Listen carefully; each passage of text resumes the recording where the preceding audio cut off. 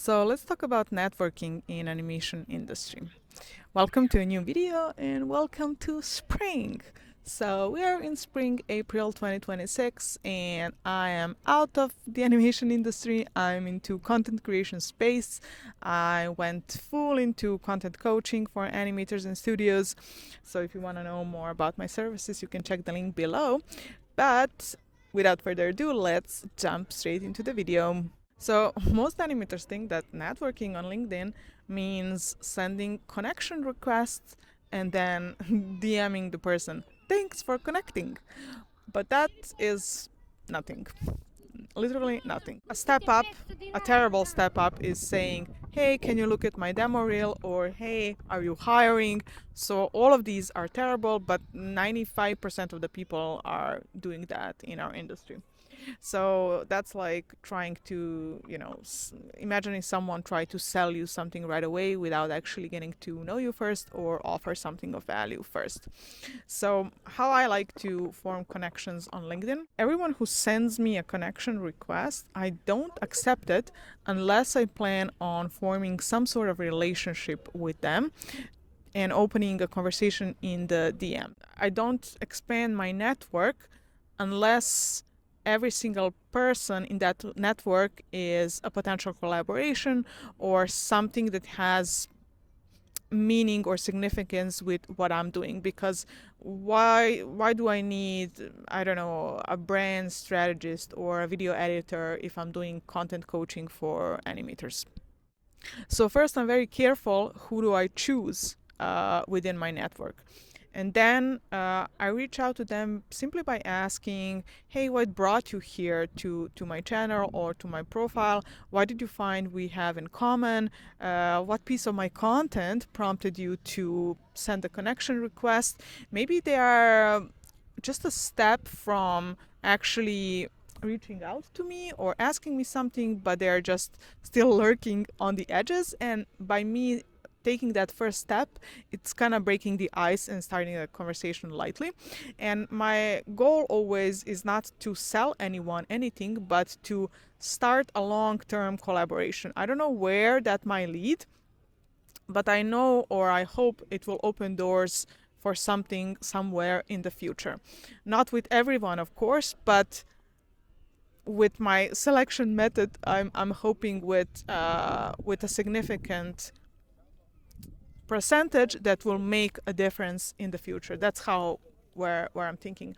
And then, of course, if they reply, I open or expand the conversation, asking them what's their problem with content, what is their goal. Maybe some of them are in their funding stages, but they have a problem of reaching, I don't know, a broader audience or converting existing audience. So that's where I kind of lean in and see what are they struggling with and if I can help them or not, or if I can maybe steer them in the direction they might need. Maybe I'm not the right person for them, and then I send them towards someone who maybe is. So that's how I'm kind of opening the conversation with new people. On top of that, I'm also opening conversations with people who are already in my network. So people who are often commenting or liking my posts. I like to ask them, hey, what are you doing here? What resonates with my content? What do you find useful? Are you on a similar journey? Are you also doing animation project of your own? Where do you struggle? So something like that, like something you would do. Oh, I have a dog here.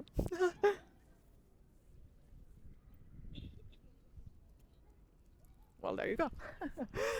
um, so that's how I'm starting to open conversations, and a lot of them would lead often somewhere. So it would lead to meet and greet, or a free consultation, or they would even buy my course, or they would call me up to a conference to do a talk or do maybe a training for the studio.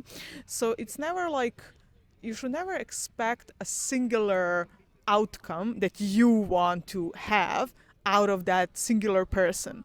So it's more like thinking more broader than give me something right away or else. And lastly, which is actually the most important thing, is all of those people who are in my network and circulating around my DMs and my posts are actually there because of my content, and my content is attracting those people. So that's the most important thing, because if I position my messaging and my content so well, then it will attract the right type of people. But if I were to talk generally about animation, or I don't know, generally about something else that doesn't have anything to do with content creation or funding or Kickstarters or building an IP on social, so something that's outside of my niche, then I would get the wrong audience who wouldn't be the right fit. So all my effort into networking would be useless.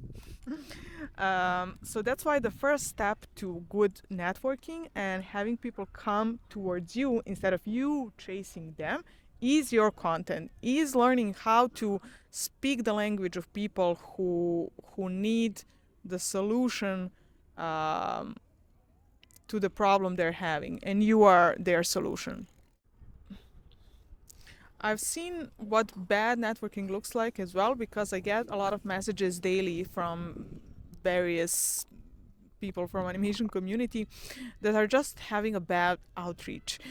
And bad outreach is simply going directly into, here is my demo reel, look at it, are you hiring, can you land me a job? And I'm like, no, I can teach you how to use content to land your job, I cannot get you a job.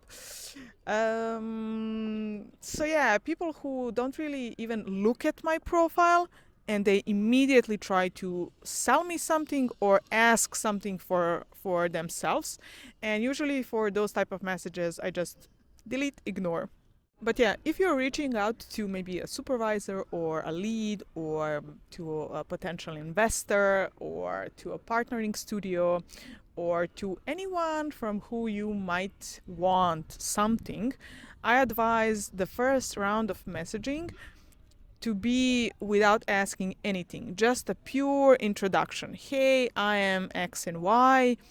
And then I would say something nice about the other person. I would first look at their profile, what they're doing, what type of work are they doing. Say something nice about it, what you like, what you didn't like, without expecting anything in return. So only once they respond, and that's where you have to be really good at writing. How do you write something that will trigger their response?